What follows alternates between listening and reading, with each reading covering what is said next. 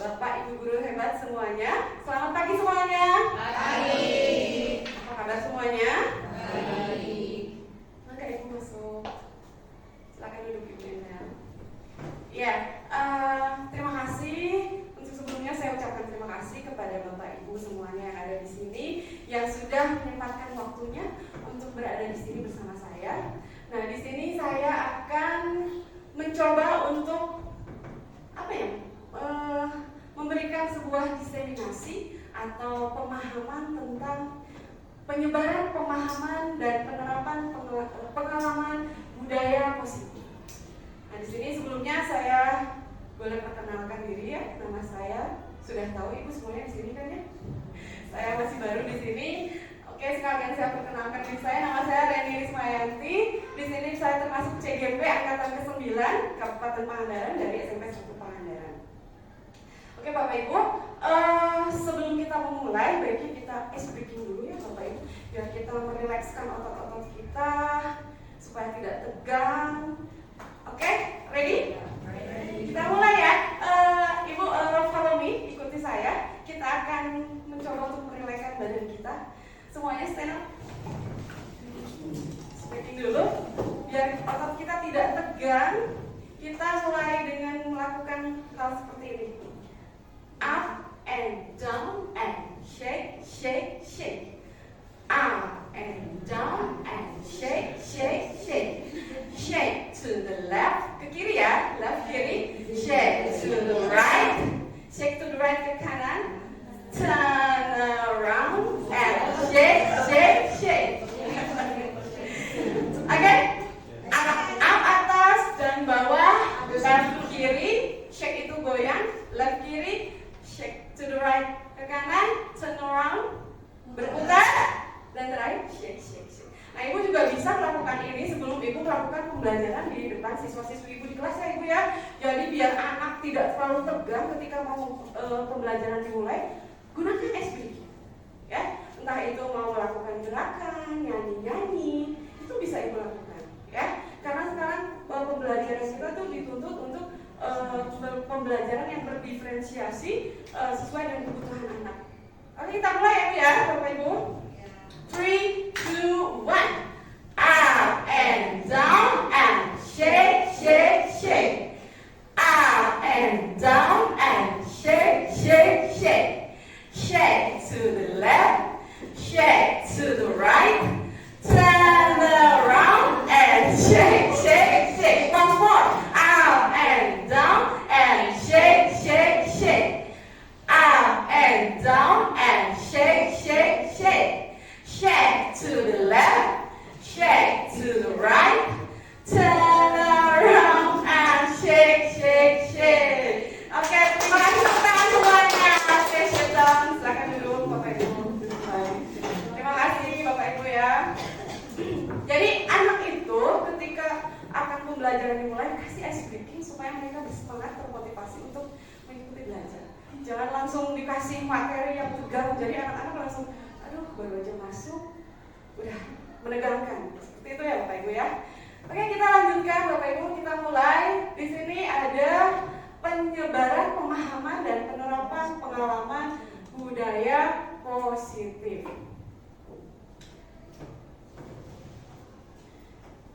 Kita lihat. Nah, di sini adapun konsep inti budaya positif ada beberapa poin yang akan saya jelaskan di sini. Yang pertama ada perubahan paradigma belajar. Yang kedua ada disiplin positif. Yang ketiga ada nilai-nilai kebajikan. Yang keempat kebutuhan dasar manusia. Yang kelima motivasi perilaku manusia. Yang keenam, posisi kontrol guru. Yang ketujuh, keyakinan kelas. Dan yang kedelapan, ini yang terakhir, segitiga restitusi. Mari kita lihat. Nah, di sini sebelum kita masuk ke poin-poin yang sudah disebut tadi, di sini ada definisi pembelajaran paradigma baru. Pembelajaran paradigma baru itu merupakan pembelajaran yang dirancang berdasarkan prinsip pembelajaran berdiferensiasi. Ada yang tahu berdiferensiasi?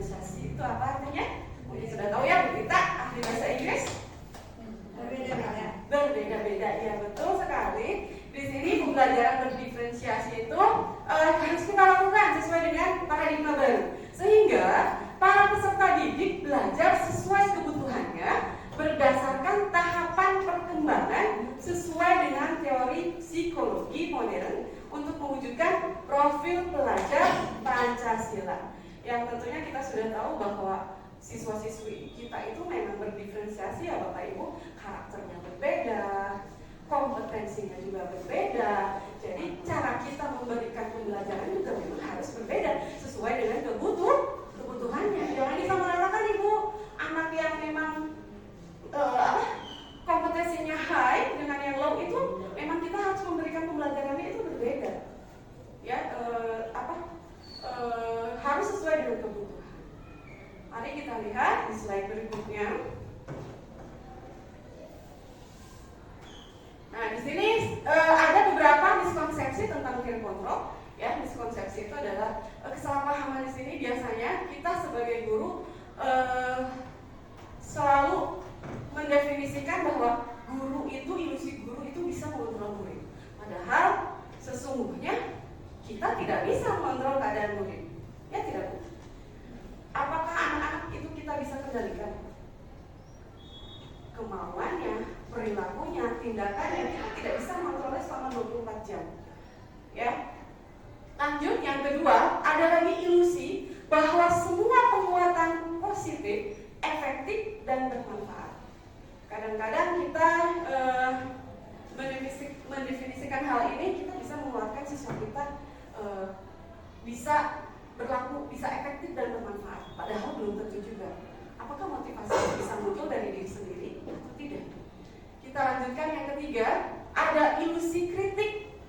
Ilusi bahwa kritik dan membuat rasa bersalah mampu menguatkan karakter. Ketika anak mempunyai kasus misalkan di kelas, kita langsung menanganinya dengan cara merasa bersalah, membuat mereka merasa bersalah.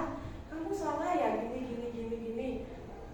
Ya Bu, maafkan saya ya Bu ya. Saya merasa kejadian ini membuat saya sangat menyesal. Nah, Ibu selalu berpikir seperti itu. Oh, dengan seperti ini kita kayaknya akan berhasil deh. Karena belum tentu juga ya Bapak Ibu ya. Kita lanjut dulu. Yang keempat, ilusi bahwa orang dewasa berhak memaksa. Ayo Bapak Ibu di sini siapa yang suka memaksa siswa-siswinya? Ada tidak? Tidak, beneran, nggak pernah. Memaksa, nggak pernah. Kamu harus gini dong, tepat waktu dong, mengerjakan tugas dong. Itu memaksa bukan? Memaksa juga sebetulnya. Nah itu maksudnya miskonsepsi di sini bahwa orang dewasa berhak memaksa. Kita sebagai guru, kita termasuk orang dewasa nih. Kita selalu melakukan seperti itu. Kadang-kadang saya juga dulu sebelum tahu tentang teori seperti ini, saya pernah melakukannya Bapak Ibu. Jadi setelah mempelajari ini kita kurangi ya Bapak Ibu, kita kembali ke jalan yang benar. Kita coba ya. Oke, kita lanjut slide berikutnya. Nah, di sini ada mengubah paradigma stimulus respon ke pendekatan teori kontrol. Di sini ada stimulus respon, ada realitas atau kebutuhan kita itu sama. Padahal teori kontrolnya di sini yang sebelah kanan realitas atau kebutuhan kita itu berbeda. Sama dengan siswa-siswi kita, kebutuhan mereka stimulus responnya kita tahunya sama kebutuhannya, ya kan? Tapi pada kenyataannya realitasnya kebutuhannya pasti berbeda. Ada siswa yang rajin, ada siswa yang nggak mau sama sekali untuk belajar, ya. Ada siswa yang nggak kita suruh tapi pekerjaan rumahnya sudah selesai, gitu ya Bapak Ibu ya. Ada lagi, semua orang melihat hal yang sama. Nah, kita jangan memakan hal yang sama ketika kita menghadapi anak didik kita di kelas. Padahal realitasnya setiap orang memiliki pandangan yang berbeda. Lanjut, kita mencoba mengubah orang agar berpandangan sama dengan kita. Karena kita suka berpikir seperti itu, nggak Bu? Padahal kita nggak bisa memahami pandangan orang lain. Ya, jadi kita tidak bisa menyamaratakan persepsi orang. Ya, kita berusaha memahami pandangan orang lain tentang dunia. Yang berikutnya, perilaku buruk dilihat sebagai suatu kesalahan. Itu perilaku buruk yang kita lihat ya. Kita lihatnya sebagai suatu kesalahan. Semua perilaku padahal itu mempunyai tujuan. Anak didik kita misalkan dia melakukan hal yang tidak sesuai dengan keinginan kita, tapi pasti siswa kita ada tujuannya. Kenapa? Jadi kita harus bisa menanganinya sesuai dengan step-stepnya. Ya. Yang berikutnya, orang lain bisa mengontrol saya. Bisa nggak Bu? Orang lain mengontrol kita? Tidak bisa. Hanya Anda yang bisa mengontrol diri Anda, diri sendiri. Ya. Saya bisa mengontrol orang lain. Bisa nggak Bu? Nggak bisa. Orang lain yang maunya mereka sendiri bagaimana? Dan Anda tidak bisa mengontrol orang lain. Di sini memang kenyataan seperti itu ya Bu. Kadang kita ingin orang lain itu menurut dengan perintah kita, ya. Tapi kenyataannya nggak bisa. Yang berikutnya, pemaksaan pada saat bujukan gagal. Yang seharusnya dilakukan adalah kolaborasi, konsensus, dan menciptakan pilihan baru. Jadi ketika kita melakukan sesuatu, kita nggak bisa tuh pasti melakukan bujukan itu ada yang gagalnya Ibu.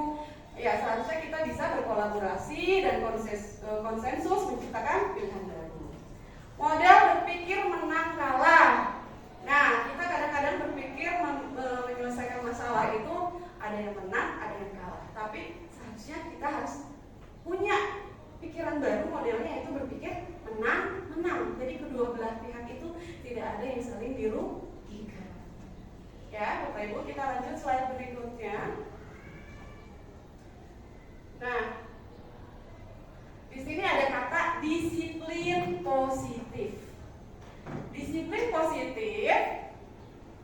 Nah, Bapak Ibu juga udah tahu ya apa sih artinya disiplin? Apa? Disiplin itu apa? Bertanggung jawab. Bisa. Ada lagi? Mentaati peraturan. Apa lagi Bu? Tepat waktu. Ya, berbagai persepsi ya disiplin di sini. Nah, lihat di sini disiplin itu awal mulanya berasal dari kata disiplina yang artinya belajar disiplin mengacu pada disiplin diri yang memiliki tanggung jawab terhadap apa yang telah dilakukannya berdasarkan nilai-nilai yang diyakini. Adapun disiplin positif merupakan salah satu cara penerapan disiplin yang bertujuan untuk menumbuh kembangkan kesadaran serta memberdayakan peserta didik tanpa imbalan, penghargaan atau reward. Pernah nggak Bapak Ibu melakukan hal-hal yang sifatnya berdisiplin, tapi karena ada imbalan? Aduh, ada Bapak nih besok di sekolah, ada Bapak kepala sekolah kita, saya harus datang 6:30. Karena biar dapat apa? Reward atau pujian. Ada yang seperti itu? Ada. Nah, jadi ada yang melakukannya karena ada reward atau ancaman. Ada yang melakukan disiplin menepati peraturan, mentaati peraturan karena ada ancaman. Ada seperti itu. Nah, di sini sebagai pendidik tujuan kita adalah menciptakan peserta didik yang memiliki disiplin diri sehingga mereka berperilaku mengacu kepada nilai-nilai kebajikan universal dan memiliki motivasi intrinsik dalam perubahan perilaku ke arah yang lebih baik. Jadi definisi disiplin di sini adalah menciptakan peserta didik yang memiliki rasa disiplinnya sehingga mereka berperilaku mengacu pada nilai-nilai kebajikan dan harus disertai adanya motivasi intrinsik. Motivasi intrinsik itu apa? Bapak Ibu ada yang tahu? Iya, betul sekali. Motivasi yang muncul atau keluar dari dalam diri. Kalau motivasi ekstrinsik apa? Dari luar. Contohnya apa? Contohnya karena peraturan. Contohnya karena ada ancaman nih. Aduh, besok saya harus datang nih tepat waktu nih pagi-pagi sebelum upacara dimulai. Karena kalau terlambat saya pasti dihukum. Ancaman itu. Jadi itu ekstrinsik datangnya dari dorongan dari luar. Ya. Oke, kita lanjut.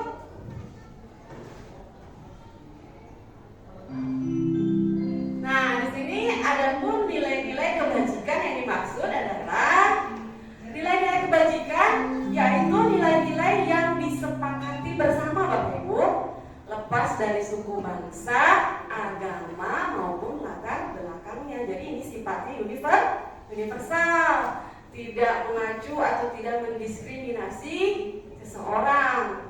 Ya, jadi lepas dari suku bangsa, agama, bahasa maupun latar belakangnya, tidak memandang si miskin dan si kaya. Ya, contoh nilai kebajikan institusi atau organisasi. Kita lihat di yang profil pelajar Pancasila, di sini ada beriman dan bertakwa pada Tuhan Yang Maha Esa dan berakhlak mulia, berkebinakaan global, gotong royong, mandiri, kreatif, dan bernalar kritis. Sudah pada hafal Ibu isi dari nilai-nilai profil pelajar Pancasila? Harus hafal ya Ibu ya. Nah di sini ada IBU Primary Years program ya. Di sini isinya ada poin-poinnya yaitu toleransi, rasa hormat, integritas, mandiri, menghargai, antusias, empati, keingintahuan, kreativitas, kerjasama, percaya diri, dan komitmen. Sudahkah siswa-siswi kita menerapkan semua nilai-nilai kebajikan yang ada di sini? Belum semua ya, tapi mungkin sudah ada sebagian yang sudah melakukannya ya. Dilanjut di sini ada nilai kebajikan yang masuk ke dalam keterampilan hidup atau life skill, yaitu dapat dipercaya, lurus hati, mendengar yang aktif, tidak merendahkan orang lain, dan memberikan yang terbaik dari diri. Kadang-kadang kalau kita refleksi diri, sudahkah kita melakukan semua ini, menerapkan nilai-nilai kebajikan ini dalam diri kita sendiri? Bapak Ibu suka merefleksi diri nggak kadang-kadang? Suka ya. Saya sudah belum sih ini melakukannya, saya sudah belum sih ini melakukannya. Nah ini semua masuknya ke dalam budaya positif ya Bapak Ibu. Dan semoga kita bisa menerapkan hal ini dimulai dari hal yang terkecil.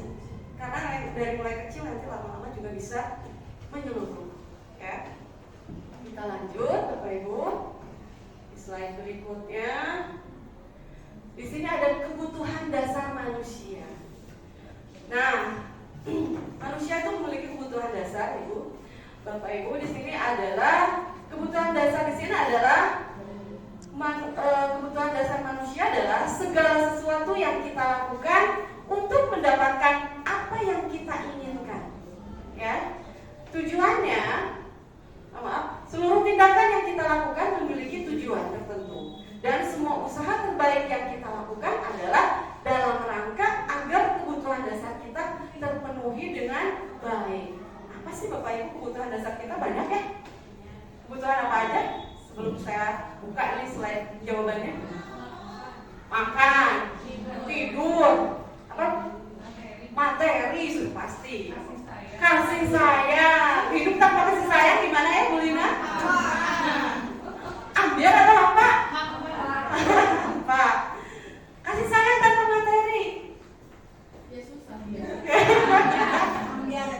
Ambil ya, enak ya. Jadi tetap semuanya harus balance ya. Kita lihat. Nah, di sini ada jawabannya 5 kebutuhan dasar manusia untuk bertahan hidup. Yang pertama, makanan. Siapa yang tidak butuh makanan?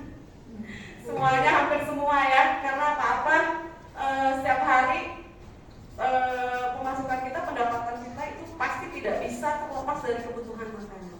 Yang kedua pakaian, yang ketiga tempat tinggal, yang keempat keamanan dan kesehatan. Kita lanjut. Nah ini yang dibutuhkan sama Bu Lina barusan disebutkan. Di sini ada kasih sayang dan rasa diterima. Jadi kita butuh disayangi ya Bapak Ibu, butuh diterima ya.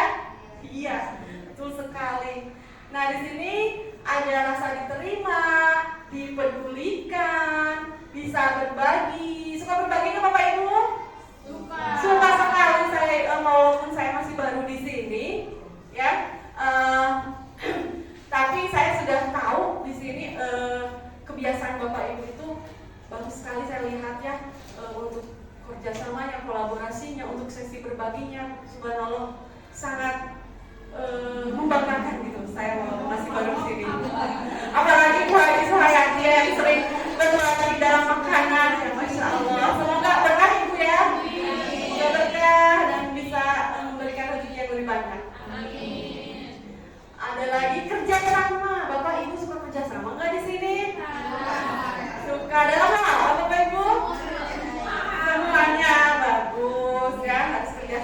Ibu. Jangan pelit ya, jangan pelit. Intinya di sini gini, jangan pelit ilmu, ya. Karena berbagi ilmu itu tidak akan mengurangi ilmu yang Ibu punya. Yang ada malah Ibu mas bertambah. Jangan membagikan ilmu ya Bapak Ibu. Berbagi aksa. Berbagi aksinya. Iya betul. Intinya kita harus kerjasama, kolaborasi. Jangan pelit-pelit Bapak Ibu untuk berbagi ilmu. Dan yang poin berikutnya yaitu menjadikan bagian dalam kelompok. Ibu suka memasukkan diri dalam bagian kelompok tidak? Iya. Ya, Ibu dalam kelompok apa? Oh, betul. Biasanya kelompok makan ya.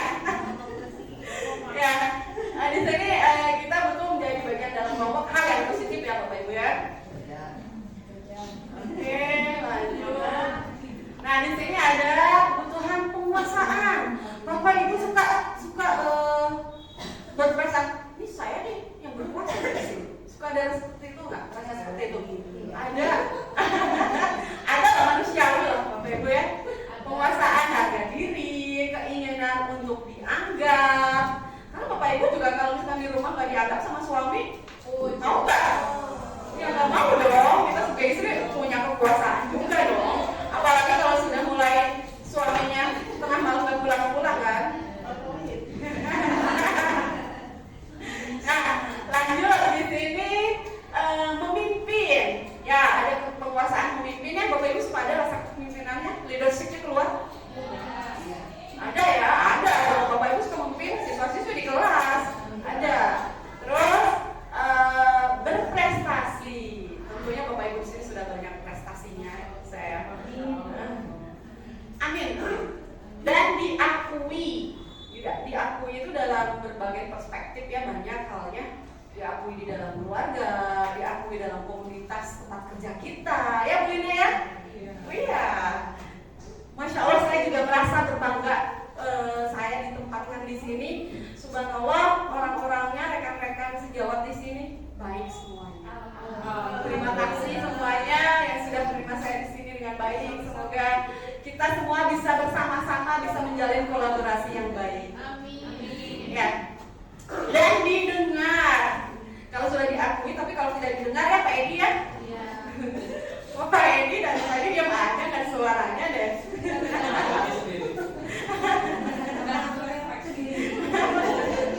Oke, refleksi dirinya tapi jangan terlalu serius Pak. Ya, silakan Bapak bisa bersosialisasi walaupun masih baru seperti saya di sini. Orangnya baik-baik kok Pak di sini semuanya Pak. Iya Pak, alhamdulillah. Kita lanjut ya Bapak Ibu. Nah, di sini ada 5 kebutuhan dasar manusia, termasuk bilang kebebasan. I want to be freedom. Ya, kebebasan. Ini suka pengen agak bebas nggak? Kadang-kadang bebas. Bebas dari segala himpitan pekerjaan. Kadang-kadang ada kan rasa seperti itu ya. Ya, di sini ada kebebasan. Di sini kita kadang kita suka berperilaku mandiri nggak sih? Suka Bu, kadang-kadang apa-apa saya lakukan sendiri di rumah juga tanpa bantuan suami. Kalau suami belum datang saya lakukan sendiri semuanya ya. Termasuk agak kalau bisa jadi itu mandiri loh Bapak Ibu, hebat semuanya ya. Biasanya ibu tuh semuanya bisa dilakukan sendiri. Memiliki pilihan, kadang-kadang ibu punya pilihan kan yang ibu mau, tidak harus terpaku sama pilihan orang lain ya. Dan mengendalikan arah dirinya. Awas Bapak Ibu, jangan oleng. Kita harus masih bisa mengendalikan diri ya. Ya. Jadi tetap mengendalikan arah dirinya. Next, kita lanjut. Kesenangan. Apakah Bapak Ibu tidak butuh kesenangan?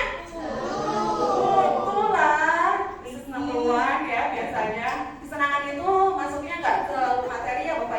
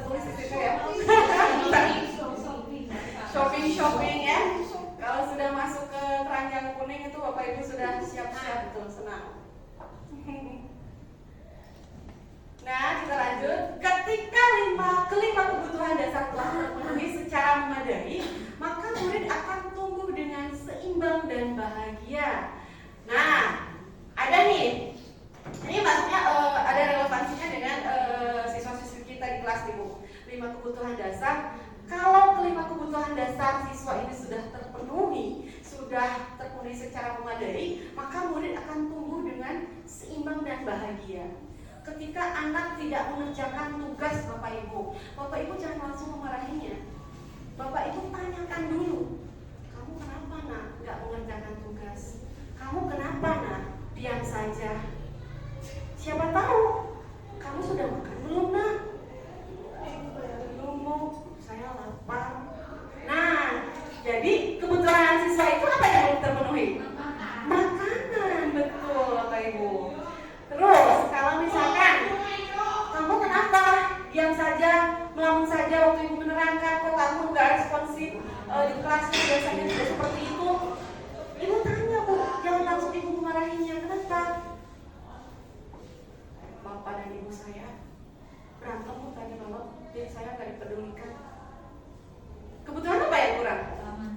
Kasih sayang Bapak Ibu, ya. Jadi kalau anak-anak itu kebutuhan dasarnya tidak terpenuhi, ini ada pengaruhnya terhadap pembelajaran di sekolah, ya Bapak Ibu. Jadi kita jangan pelit-pelit untuk bertanya, menanyakan keadaan siswa. Jadi tanya keadaan siswa itu ada apa sih sebetulnya, apa sih alasannya, ya Bapak Ibu. Jadi kita tahu lah apa sih yang mereka sedang rasakan gitu ya Bapak Ibu. Kita ada empati lah, apalagi terhadap anak didik kita.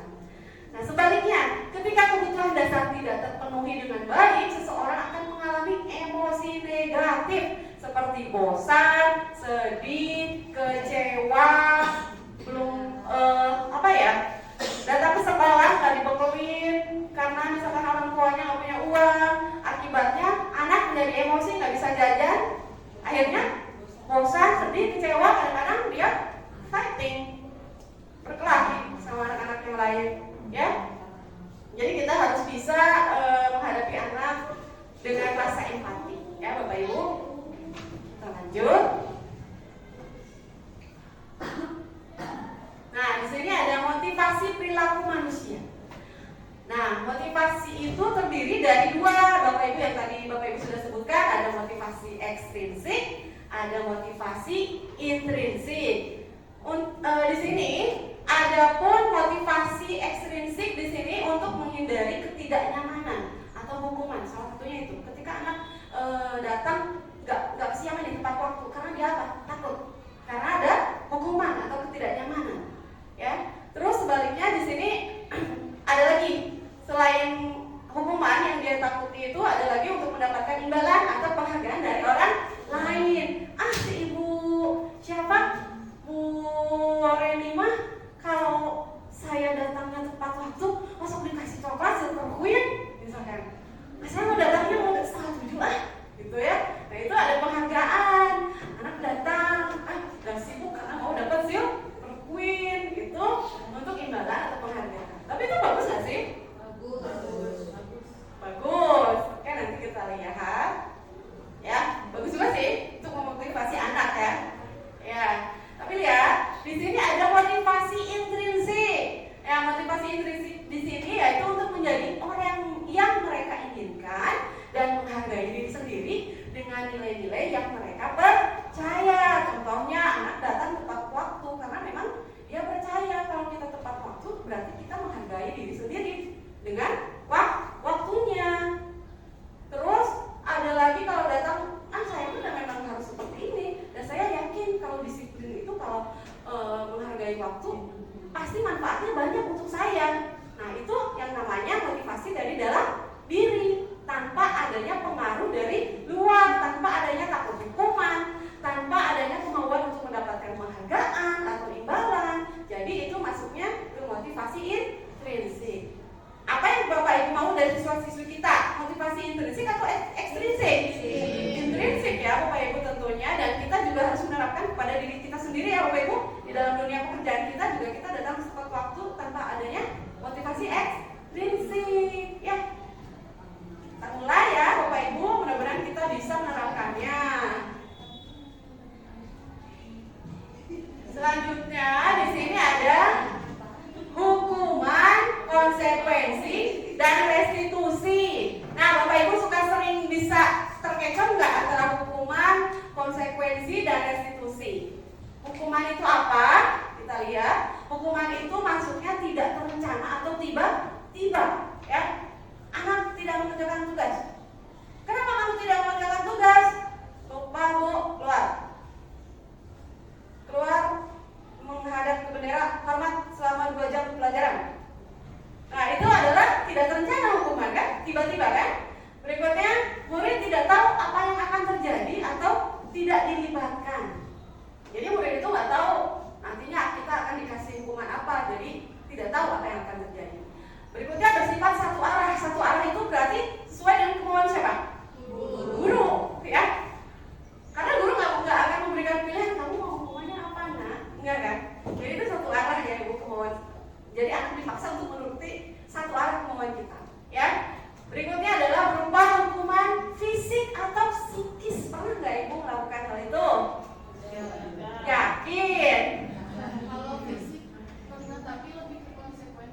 konsekuensi. Kalau fisik ada nggak yang pernah? Tidak. Oh, saya juga pernah dulu sebelum saya tahu tentang hal-hal ini. Contohnya dengan cara apa tuh namanya? Nah, dulu tapi ya dulu banget sebelum kembali ke jalan yang benar. Ya, terus kadang push up, ya. Nah itu anak misalnya nggak mau jangan tugas 10 orang depan push up semuanya, ambil 100 kali.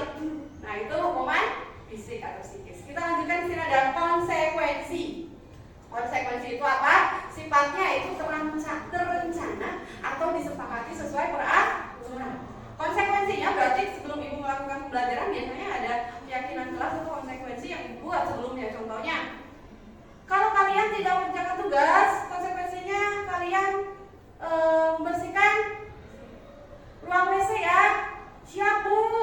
Nah itu adalah konsekuensi ya, itu yang sudah kita sepakati bersama ya. Lanjut, murid tetap dibuat tidak nyaman, tapi yang namanya konsekuensi tetap aja nggak nyaman ya bu. Hampir sama lah, hampir mirip dengan hukuman. Berikutnya ada murid tetap dibuat tidak nyaman dan sikap guru selalu memonitor murid. Jadi kita selalu kayak jadi apa ya? Jadi kapten di kelas itu, selalu memonitor, ya. Karena takut anaknya tidak sesuai dengan peraturan atau keyakinan kelas yang sudah dibuat, ya. Berikutnya di sini ada restitusi. Apa sih restitusi? Nah kita lihat, ada yang tahu restitusi? Baru mendengar. Apa ibu? Perbaikan kesalahan atau memperbaiki kesalahan ya. Kita lihat dulu ya, restitusi adalah proses menciptakan kondisi bagi murid untuk memperbaiki kesalahan di sini. Nanti saya kasih contohnya. Di sini ada proses kolaboratif yang mengajarkan murid untuk mencari solusi sendiri. Ya, jadi ketika anak mempunyai kesalahan atau kasus atau permasalahan kita hadapi dengan cara restitusi, yaitu menciptakan atau menciptakan kondisi murid untuk bisa memperbaiki kesalahannya sendiri. Kita nanti akan memberikan poin-poinnya ya untuk memberikan solusi di sini. Kita lanjutkan dulu slide-nya. Nah, di sini ada 5 posisi kontrol guru. Nah, ini lihat 5 posisi kontrol guru. Yang pertama adalah sebagai penghukum. Yang kedua sebagai pembuat merasa bersalah. Yang ketiga sebagai teman. Yang keempat sebagai pemantau. Dan yang kelima sebagai manajer. Ayo Bapak Ibu, ada di posisi kontrol yang mana selama ini? Teman, bisa jadi. Tergantung kondisi. Iya, bisa jadi tergantung kondisi. Kalau memang anaknya bisa didekati sebagai teman, berarti bisa. Terus kalau anaknya salah, biasanya masih suka memberi hukuman agar mereka disiplin. Kalau tidak diberi hukuman, kesannya kedisiplinannya kurang kalau menurut saya. ya, memang anak didik kita itu masih seperti itu ya Bapak Ibu. Masih harus ada ancaman-ancaman seperti itu ya, untuk menepati peraturan itu ya, untuk melaksanakan yang apa kita sudah buat peraturannya. Yang kedua, kita lihat ya posisi-posisi di sini. Tapi ada nggak yang hukum?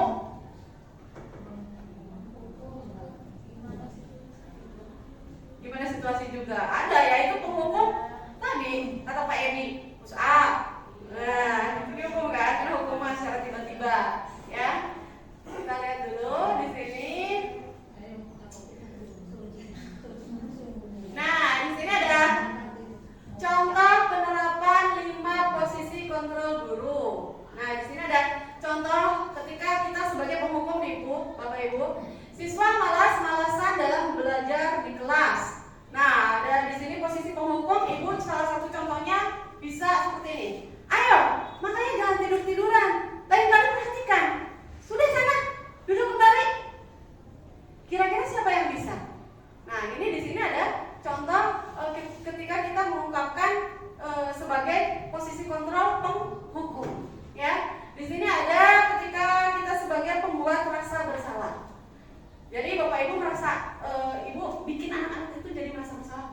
Gimana kamu ini? Kamu tidak kasihan ya sama ibu ya? Ibu sudah capek-capek mengerjakan kamu. Kamu mengerjakan, kamu tidak kasihan sama ibu. Ibu boleh bertanya? Ya. Melihat contoh-contoh seperti ini, saya ingin bertanya, kan kasusnya siswa malas-malasan dalam belajar di kelas. Apabila penghukum itu dirasa kurang tepat dalam pembelajaran, kira-kira sebagai guru kita itu harus bersikap bagaimana terhadap siswa yang kurang disiplin? Kita bisa mengambil poin-poin berikutnya ibu. Ketika penghukum itu tidak bisa berlaku, kita bisa menjadi posisi kontrol, yaitu tentang pemantau. Kita pantau dulu apakah dia bisa mengambil solusi atau perbaikan dalam tingkah lakunya. Setelah itu kita akan menjadi manajer. Nanti saya akan menjelaskan setelah poin berikutnya di sini. Nah, kita lihat dulu ya. Nah, ini dari pembuat rasa bersalah. Bapak Ibu suka kan ngobrol seperti ini sama siswa? Suka ya? Gimana sih kamu nggak ngerjain? Kamu kasihan apa? Nggak kasihan sama ibu udah capek-capek beneran kamu nggak mau? Anaknya masih tiduran, ada klosetan, aja di meja, ya. Nah itu posisi sebagai pembuat rasa bersalah.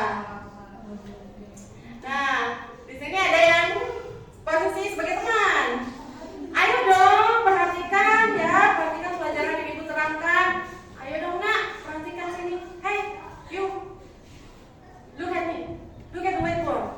Ya, jadi kita itu lebih akrab ya, jadi kayak menjadikan siswa-siswa kita itu kayak sesama teman ya. Ada lagi di sini pemantau. Nah kalau pemantau ini contohnya seperti ini. Coba jawab pertanyaan nomor 3. Maju ke depan dan kerjakan di papan tulis. Ibu secara otomatis ibu sambil memantau kan? Ini anaknya bisa apa enggak sih ya, jadi seperti itu pemantau. Dilanjutkan. Nah, di sini ada posisi manajer. Nah, ini adalah posisi kontrol paling tinggi tingkatannya. Ya, ketika ibu penghukum tidak bisa berlaku sama anak itu, lanjut sebagai pembuat rasa bersalah, lanjut sebagai teman, dan yang terakhir ini posisi tertinggi di sini adalah sebagai manajer. Ya, ketika anak bermalas-malasan, nah ibu bisa merestitusi nih. Merestitusi itu ibu refleksikan sama anaknya langsung. Apakah kamu tahu kesalahan kamu apa? Jadi anak itu berpikir kembali, merefleksi diri. Ya, apa kamu tahu kesalahanmu? Nah, kira-kira bagaimana kamu bisa memperbaiki kesalahanmu? Jadi anak dituntun sama kita supaya anak itu berpikir mencari solusi sendiri. Apa yang dia lakukan, kesalahannya itu dari mana? Ya, Bapak Ibu. Jadi ini adalah sebagai posisi manajer. Jadi itu Bu Lina, ketika anak sudah tidak bisa kita hadapi sebagai penghukum, teman, membuat rasa bersalah, kita lanjut sebagai manajer aja. Ya, jadi kita kasih poin yang terakhir. Kamu tahu nggak sih apa yang kamu lakukan? Iya Bu. Kamu tahu nggak itu kesalahan? Iya Bu. Biasanya anak berpikir sendiri. Kamu tahu nggak apa yang harus kamu lakukan? Apa yang harus kamu perbaiki? Iya Bu. Saya nggak boleh kesiangan lagi. Jadi ibu melakukan yang teratas, yaitu sebagai posisi manajer. Ya Bapak Ibu, semoga kita bisa melakukannya ya. Posisi kita bisa di atas, yang paling atas yaitu manajer. Ya Ibu. Mungkin yang terbaik, tapi kadang gagal juga Bu di sini. Iya betul Bu Enang, betul sekali. Tapi memang pada realitasnya, kenyataannya memang seperti itu ya Bapak Ibu ya. Kalau begitu gimana? Nanti ada di tahapan berikutnya, nanti ada restitusi. Ya Bapak Ibu, kita lihat slide berikutnya.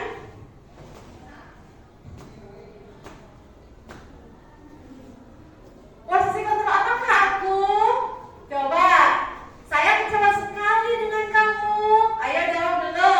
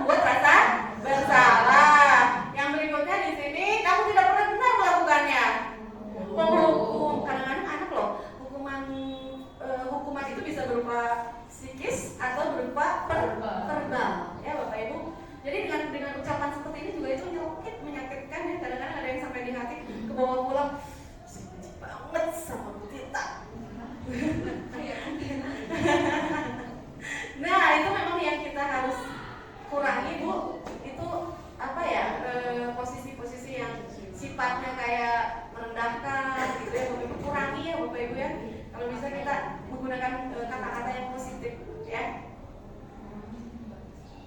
Tapi memang kenyataannya betul kata Bu Endang, kadang-kadang kita sudah melakukannya di tahapan paling atas, tapi tidak apa ya? Tidak berhasil. Belum berhasil tapi ya mungkin Bapak Ibu. Nah, di sini ada poin yang berikutnya, yaitu melakukan atau membuat keyakinan kelas. Mengapa harus keyakinan kelas, Bapak Ibu? Karena disepakati oleh sama-sama. Oke, betul. Karena ini harus disepakati oleh sama-sama bersama gurunya dan atas kemauan mereka. Mengapa bukan peraturan kelas? Kenapa peraturan? Kalau peraturan kelas gimana? Apa bedanya, Bu? Menurut saya kalau peraturan kelas itu biasanya dibuat hanya oleh guru. Ini biar nggak apa-apa ya, biar jelas. Kalau peraturan kelas gimana? Menurut saya keyakinan kelas itu adalah kesepakatan yang disepakati bersama antara siswa dengan guru. Tetapi kalau peraturan kelas biasanya itu sudah disediakan oleh sekolah atau kalau tidak sudah ditentukan sendiri oleh guru tanpa melibatkan siswa. Iya, baik. Beri tepuk tangan dulu dong buat Bu Lina. Ya betul Bu, mengapa keyakinan kelas? Karena memang keyakinan kelas itu kita ciptakan bersama-sama atas kesepakatan bersama dari seluruh warga kelas, ya. Kenapa bukan peraturan kelas? Karena kalau peraturan kelas itu memang diciptakan sudah ada, disediakan dan memang sifatnya satu arah ya. Enggak atas kemauan siswa-siswi juga.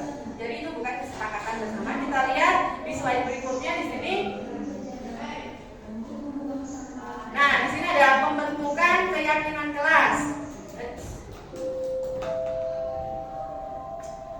Nah, di sini ada pembentukan keyakinan kelas. Ketika Bapak Ibu menjadi wali kelas nih, khususnya untuk para wali kelas ya, ini Ibu harus melakukan ini dulu. Buatlah sebuah keyakinan kelas. Ketika Bapak Ibu mau memulai pembelajaran, bikin dulu keyakinan kelas supaya anak-anak yang tidak sesuai perilaku yang kita mau, ya, berdasarkan yang tadi nilai-nilai kebajikan universal, jadi mereka bisa merefleksi, oh ya, saya melakukan kesalahan ini tidak menyepakati dengan keyakinan kelas yang ada di kelas, ya. Nah, kita ada tahapan-tahapannya pembentukan keyakinan kelas di sini. Oke, pembentukan keyakinan kelas ini bersifat abstrak ya Bapak Ibu, berupa pernyataannya universal yang tadi saya bilang sifatnya tidak mendiskriminasi, ya, tidak melihat itu ras, agama, ya. Terus dibuat dalam pernyataan positif. Coba Bapak Ibu, pernyataan positif itu gimana? Ada yang tahu nggak?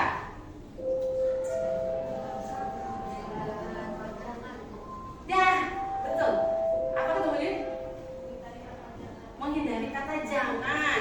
Berarti kalau jangan itu kan negatif ya. Jadi kita buat dalam positif. Contohnya, jangan membuang sampah sembarangan.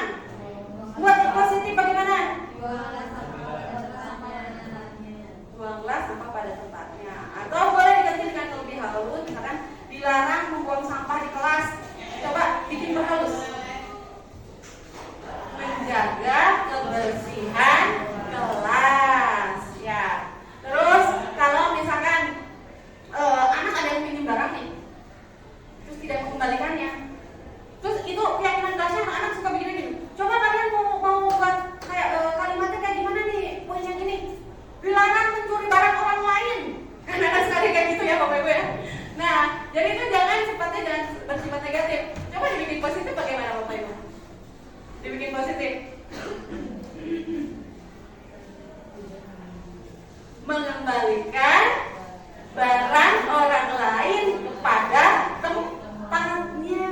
Betul, bisa seperti itu. Ya. Misalkan ada lagi, "Toh Bu, saya tuh semoyokan Bapak Abi, Bu." Dilarang membuli, Bu. Dilarang membuli. Bisa nggak kira-kira dibikin positif? Ayo, apa?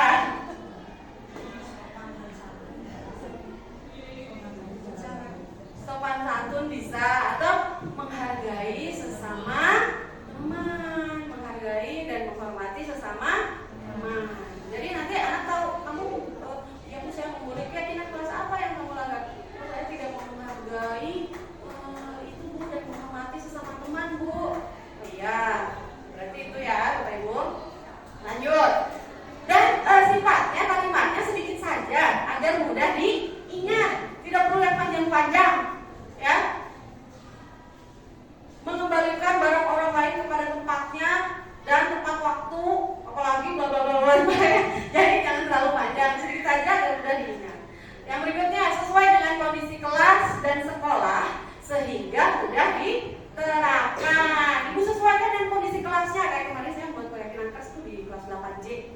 walaupun saya bukan buat kelasnya, tapi saya mencoba membuatnya.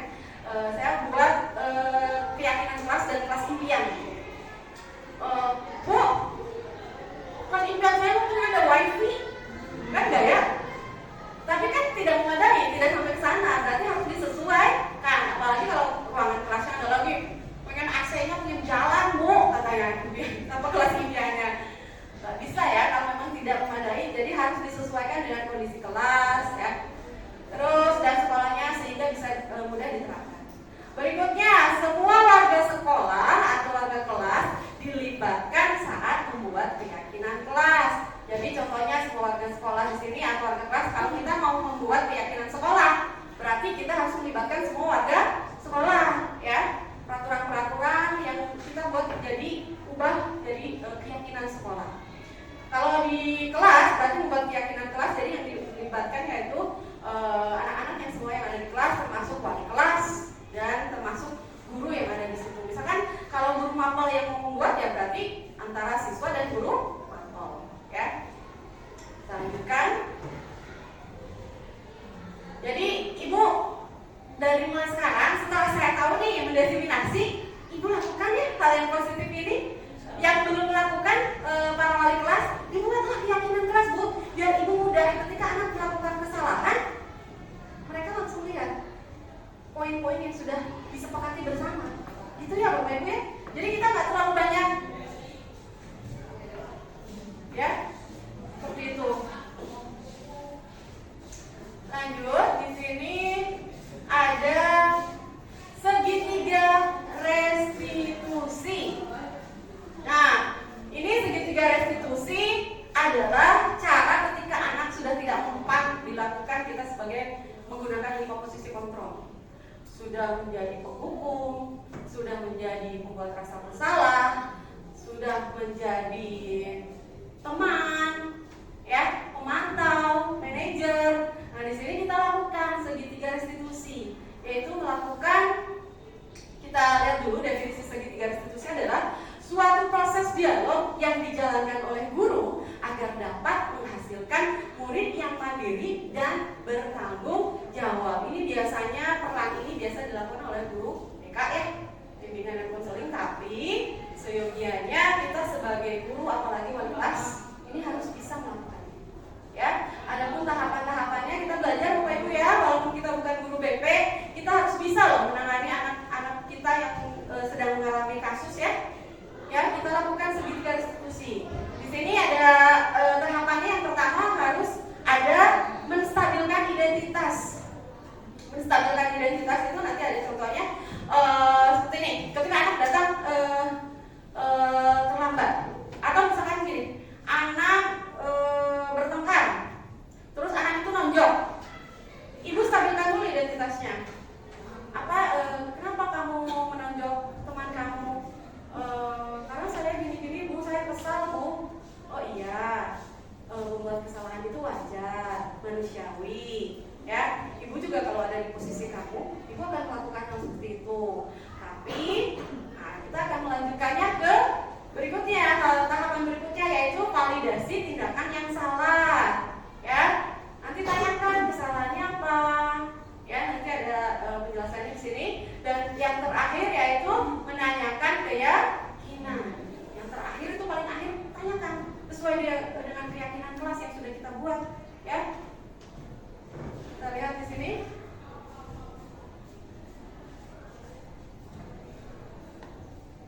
Nah, ada poin yang pertama, menstabilkan identitas. Menstabilkan identitas itu berdasarkan prinsip membuat kesalahan adalah bagian dari proses pembelajaran. Contohnya tadi, wajar anak berbuat salah itu manusiawi. Semua orang pasti pernah melakukannya, ya. Nah, itu adalah berdasarkan prinsip membuat kesalahan, yaitu bagian dari proses pembelajaran. Nah, di sini ada kata-katanya, berbuat salah itu wajar, nak. Tidak ada manusia yang sempurna. Bapak Ibu juga pernah melakukan itu. Ibu Bapak tidak mau mencari siapa yang salah, tapi Ibu Bapak ingin mencari solusi dari permasalahan ini. Kamu berhak merasa begitu, ya. Jadi intinya kita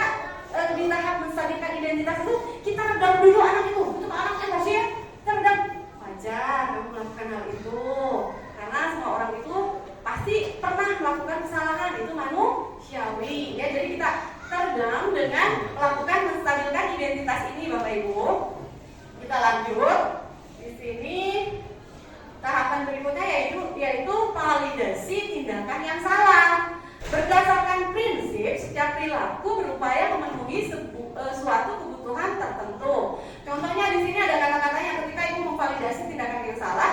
Yang ini yang ibu bisa lakukan tadi di aksi nyata, ya PMM. Itu isinya ini Bapak Ibu. Jadi ibu melakukan ini. Layanan peminatan kepada siswa, ibu harus melakukan ini, ya validasi tindakan yang ada tahapan yang berikutnya, yaitu validasi tindakan yang salah. Yang pertama, kamu pasti punya alasan mengapa melakukan hal itu. Tanya dulu ibu, kenapa kamu nunjuk? Makanan saya diambil, ya kan? Jadi ibu tanyakan dulu alasannya apa. Terus, padahal kamu bisa melakukan yang lebih buruk dari ini kan ya? Ada yang lebih, kamu padahal bisa ya melakukan yang lebih buruk apa? Bisa menonjok, bisa memukul, membanting. Ya bu. Terus ada lagi, kamu patut bangga karena telah melindungi sesuatu yang penting buatmu. Ya, makanan kamu diambil sih ya, jadi kamu ingin mengambil hak kamu kan? Ya bu. Nah, jadi itu validasi tindakan yang salah. Ada lagi, kamu melakukannya karena mempertahankan sesuatu yang penting bagimu. Ya bu, misalkan anak-anak kalau ditanya seperti itu kan seperti itu ya, jawabannya ada alasannya ya. Dan yang berikutnya di sini ada setelah validasi tindakan yang salah, di sini ada di poin yang terakhir nih, yaitu menanyakan keyakinan. Menanyakan keyakinan ini berdasarkan prinsip teori kontrol bahwa pada dasarnya kita termotivasi secara intrinsik. Jadi ini poin yang terakhir ditanyakan. Nah, apa keyakinan kelas kita? Kalau nonjok nih ya, misalkan berantem, keyakinan kelas kita apa nak? Anak itu langsung refleksi diri kan? Oh iya, kita harus saling menjaga kerukunan ya kan? Ya bu, nilai-nilai apa yang telah disepakati bersama? Ya bu, harus saling menjaga kerukunan kelas bu. Seperti apa gambaran sebuah kelas yang ideal menurut kamu? Ya tidak adanya pertengkaran bu, tidak adanya pertengkaran, perselisihan, ya. Kamu ingin menjadi orang yang seperti apa sih? Ya baik aku bu, kan harus menjawab. Orang baik bu. Nah kan itu adalah poin yang tahapan terakhir, yaitu menanyakan keyakinan kelas. Terus keyakinan kelas apa yang kamu langgar? Ini bu, misalkan tidak menghormati sesama temanmu. Terus apa yang bisa lakukan untuk memperbaiki kesalahan kamu? Itu poin yang bisa ibu tanyakan juga seperti itu yang terakhir. Terus apa yang bisa kamu lakukan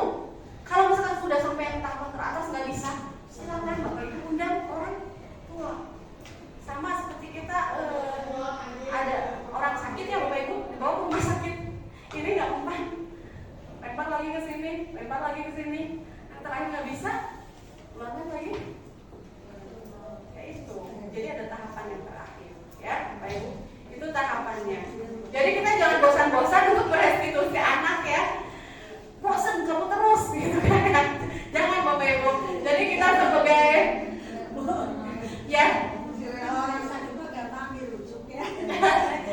iya Bapak, iya Kalau Bapak. siswa diajak orang tua berkolaborasi, malah menyerahkan kembali ke pihak sekolah. Iya, kadang-kadang memang ada orang tua yang apa ya? Jadi harus di-parenting juga. Iya, harus ada parenting juga, betul Ibu. Kita memang harus mengumpulkan orang tua untuk mensosialisasikan tentang parenting ya, Iya. terhadap tingkah laku anak didik kita. Orang tua. Jadi memang kita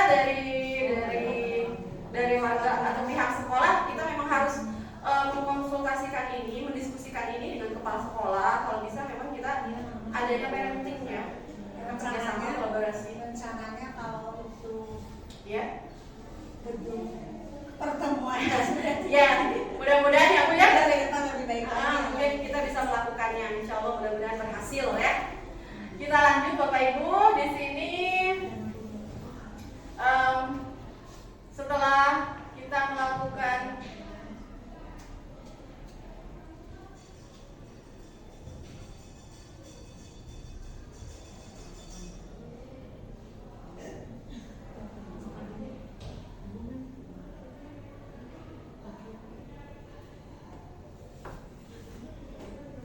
sebentar ya Bapak Ibu. Di sini ada contoh penerapan segitiga restitusi. Sebentar akan saya buka.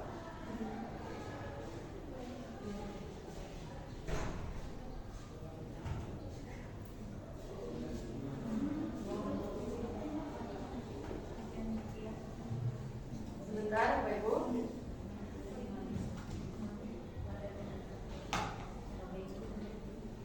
Barangkali dari sini ada yang mau ditanyakan atau mau ditanyakan, ada yang mau bisa berbagi tentang pengalaman Ibu dalam menghadapi anak, Bapak Ibu. Saya pernah dengar dari pengalaman. Boleh sekali Ibu Lina, silakan. Silakan Ibu, mau lama juga nggak apa-apa. Mohon izin ya Ibu Reni. Ya, mangga Ibu, sambil saya ini dulu ini ya. Jadi menurut saya, mungkin saya masih hidup di zaman dulu ya. Iya. Bisa kita lihat sekarang bagaimana karakter siswa yang sekarang dengan pendidikan yang diharuskan seperti ini gitu. Kita merasa bahwa guru kita dulu menerapkan kedisiplinan yang luar biasa, itu pribadi kita bisa menjadi lebih baik. Sedangkan bisa dilihat sekarang guru yang menghukum murid itu dianggapnya sebagai sebuah kesalahan. Iya, iya, memang. Menurut Ibu itu bagaimana? Sedangkan dilihat dari karakter anak yang dengan profesi yang anak harus seperti ini, harus diperlakukan dengan baik. Sedangkan kadang-kadang ada anak yang tidak bisa memperlakukan gurunya dengan baik. Sepertinya saya lulusan tahun anak angkatan 2000-an gitu. Sepertinya sifatnya bisa lebih menghormati guru. Sedangkan anak yang sekarang dengan keharusan yang seperti ini gitu, dengan guru yang ibaratnya kayak gurunya itu harus sering banyak mengalah gitu. Ya betul sih Bu, memang kita terikat satu peraturannya Bu, ada perundang-undangannya ini memang. Ya betul Bu, memang kita pendidikan di zaman dulu itu peradaban zaman dulu, walaupun sifatnya kelihatannya apa ya, keras gitu ya, norak gitu. Beda-beda zaman. Tapi kenapa Ibu? Iya, udah beda zaman. Udah beda zaman. Tapi memang apa ya, perlakuan guru terhadap kita itu semuanya masuk ya. Walaupun adanya, maaf sedikit apa ya, keras gitu ya, kita digembleng, ditempa gitu sama guru kita itu dulu dengan kekerasan itu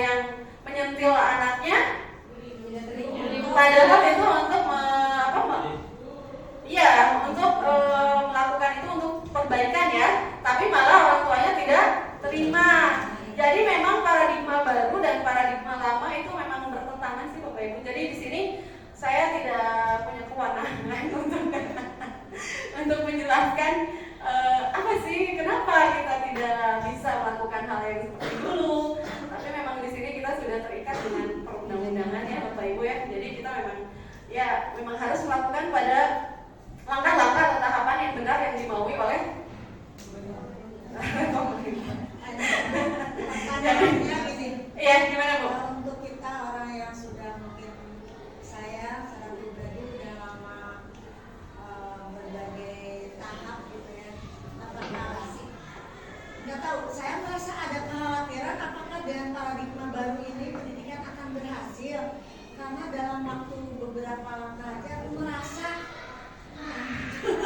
Iya betul sih Ibu. Kita memang bertambahnya kemajuan teknologi, perkembangan zaman yang pesat, memang degradasi karakter anak siswa atau anak didik kita itu memang menurun ya. Jadi memang yang perlu kita butuhkan itu yang pertama kita itu harus ada kolaborasi Bu. Tidak bisa kita sendiri yang harus menangani Bu. Jadi kalau guru saja nggak bisa. Kolaborasi dengan siapa yang paling pentingnya itu orang tua. Bapak Ibu, itu peran pentingnya itu ada di orang tua. Karena memang parenting itu butuh, karena kita tidak bisa memonitor anak didik kita selama 24 jam. Kita hanya di sekolah, sisanya itu bersama orang tua. Jadi memang butuh kolaborasi dengan pihak terkait, dari orang tua, dari lingkungan mereka tempat bermain juga Bu, tetap kita harus monitor itu sebagai orang tuanya. Jadi keberhasilan untuk menata karakter siswa yang baik itu tidak bisa kita lakukan sendiri sebagai seorang guru. Jadi harus ada kolaborasi bersama. mungkin sedikit ya tambahan bagi ini untuk anak-anak yang muda-muda. Iya, Ibu maka Ibu pakai mikrofonnya Ibu ya. Kedengaran mungkin. Enggak apa-apa. Apa Ibu? Ya. Terima kasih. Iya. Saya mungkin sebagai guru yang senior kedua, mungkin senior pertama Iya, di Ibu. siswa yang Iya, Ibu senior Bu. Saya dulu juga jadi siswa Ibu. Iya. yang lebih senior kesepuan bagi saya. Iya, mungkin Bu punya Bu Tita jauh di bawah saya. Tapi saya udah mengalami jadi siswanya dulu Bu Suhayati, Ibu sendiri Bu Endang, sama Bu Tita. Saya termasuk siswanya dulu di sini Bu. Ya oke Ibu. Maksudnya begini, saya diundang ke sini merasa bersyukur sekali, bangga, bahkan butuhlah kita guru-guru itu dengan adanya guru penggerak, guru praktek itu ada tambahan pencerahan, Iya, ilmuwan pengetahuan ya Bu. Kita juga berbagi ya Ibu. Saya tadinya mungkin sudah terlupakan karena ada paradigma baru, terutama kita yang udah senior-senior gitu udah hampir terlupakan gitu. Terima kasih banyak sudah diundang, saya banyak menimba ilmu di sini. Mungkin tidak bisa diterapkan nanti karena udah mau pulang, mungkin diterapkan untuk anak cucu gitu. Iya Bapak Ibu. Pesan saya adalah begini, kalau Iya. melihat tadi tayangan tadi, kita sepertinya udah tidak boleh menghukum. Iya, Ya, betul. tadi yang Bu Lina katakan masih ada ganjalan-ganjalan kita. Jadi ada lebih baik mungkin kita juga cari selamat barangkali seperti itu Bu Lina ya. Ya, jadi ya betul yang Ibu katakan tadi harus berkolaborasi. Yes, Karena betul. kita harus bisa menata emosi. Iya, betul. Saya kasih terhadap siswa karena Betul, siswa betul. kita tuh luar biasa, sampai pernah saya saking lihat siswa sangat aktifnya saya nanya, "Kali kamu teh makannya apa? Ceritanya apa?"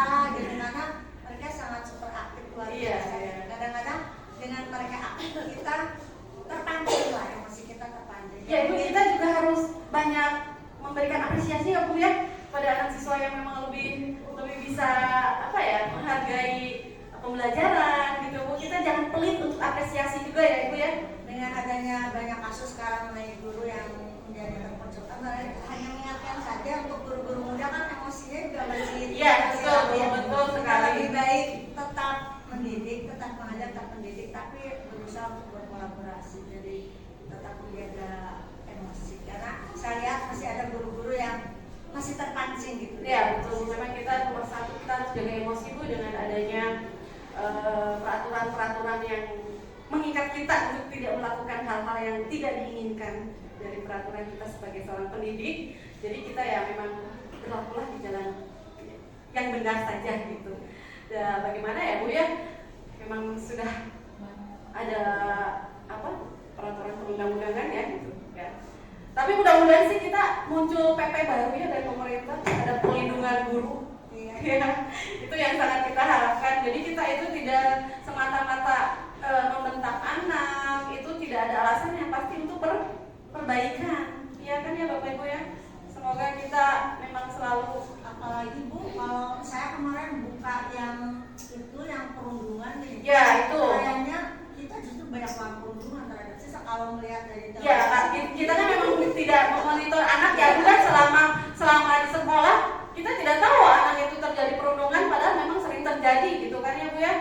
Memang kita miris sekali melihat keadaan. Jadi kita kan harus cicing baik. Tidak juga sih Bu, kita juga harus melakukan tindakan Bu, tindakan yang benar ya, menurut aturan yang benar juga. Kita lihat dulu di sini, kita lihat dulu ada sebentar ya Bapak Ibu sebentar.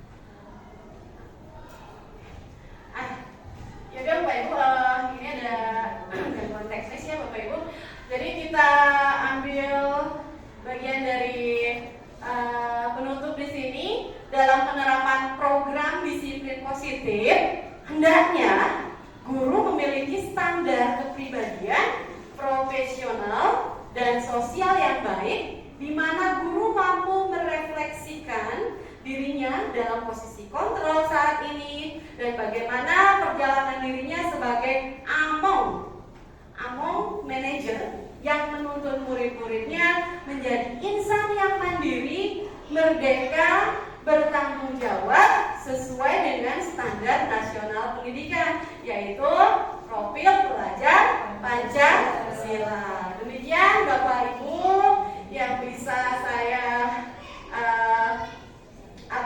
bagikan di sini dalam diskriminasi budaya positif. Semoga bisa menginspirasi, membawa ibu ke hal-hal yang lebih baik dalam perbaikannya dan bisa bermanfaat untuk saya khususnya dan untuk ibu-ibu semuanya. Oke, di sini saya masih ada satu sesi lagi. Mau ada sesi refleksi Bapak Ibu, silakan.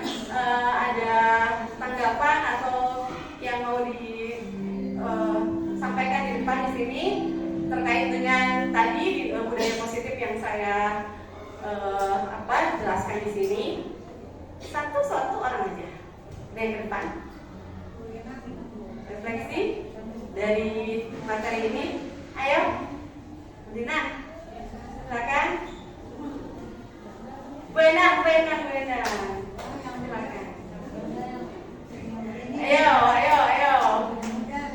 Ayo. Pak Edi. Ready. Ayo. Cepat. Satu orang saja saya mau. Pak Edi. Ya, mangga tuh Pak Edi, depan. Enggak, di depan aja Pak. Ya, enggak tampak ini Pak.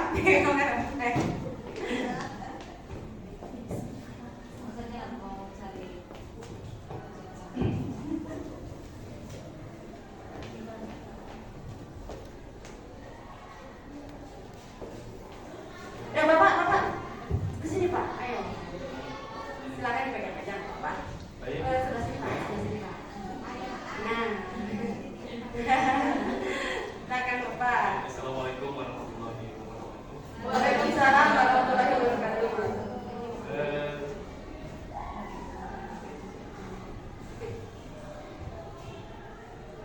Saya ucapkan terima kasih kepada Ibu Neni yang telah memberikan nilai-nilai atau pengetahuan kepada kita semua dari penyebaran pemahaman dan penerapan pengalaman budaya positif. Dari kegiatan-kegiatan ini mungkin yang perlu kita terapkan bersama bahwasannya pendidikan atau terancang kegiatan dalam pendidikan sekolah itu harus menyesuaikan dalam zaman yang beda dengan kehidupan dahulu dengan sekarang. Kalau dahulu tadi disebutkan bahwasanya kegiatan-kegiatan yang dilaksanakan melakukan tindakan sedikitnya kekerasan berbeda dengan tindakan pada Zaman sekarang ya. masa Iya. sekarang. Dulu itu mungkin ya memang ada sedikit bukan sedikit tapi banyak yang menerap ilmu-ilmu yang diberikan oleh pendidik kita dulu Pak ya. kita dulu. Tapi dengan tindakan kekerasan juga ada efeknya, efek-efek tertentu ya. Iya betul. Dari betul sekali. segi-segi mungkin dari bahasa yang disampaikan oleh peserta didik itu agak-agak terpatah-patah atau juga memberikan suatu daya pikir yang kurang luas dari penekanan-penekanan atau tindakan guru pendidik dengan bersifat kekerasan seperti Ya itu. semuanya ada plus minusnya ya Pak ya. Semuanya ada plus minusnya memang. Nah mungkin untuk kegiatan ini penerapan budaya positif juga lebih plus ya menurut saya. Karena apa? Amin Pak. Ya karena apa? Jadi segala sesuatu itu tidak berdasarkan atau melakukan tindakan kekerasan, tetapi lebih intinya pemecahan permasalahan. Iya betul. Gitu. Jadi bagaimana pemecahan itu bisa dipecahkan dan bagaimana si anak atau permasalahan-permasalahan yang dihadapi itu bisa terpecahkan dan bisa teresap dan disadari oleh siswa atau permasalahan tersebut lah intinya seperti itu. Iya betul. Mungkin Iya Bapak. Terima kasih untuk Bapak Edi. Tepuk tangannya Bapak Edi. Terima kasih. Waalaikumsalam warahmatullahi wabarakatuh. Ya terima kasih ya Bapak Edi. Barangkali ada yang lain, ada yang mau menanggapi, menambahkan tentang diskriminasi ini.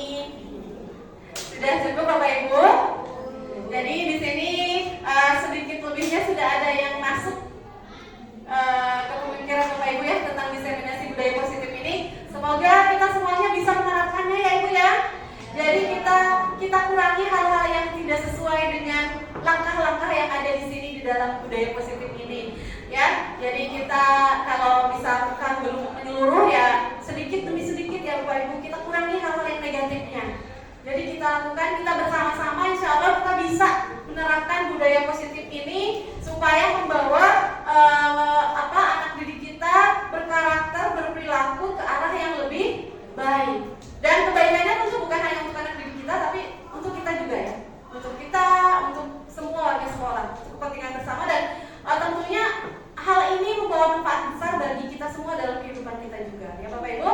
Terima kasih untuk kehadirannya, terima kasih sekali untuk atensinya Bapak Ibu bisa ada di sini. Saya ucapkan terima kasih sekali. Ya, saya ucapkan wabillahi taufiq wal hidayah. Wassalamualaikum warahmatullahi wabarakatuh.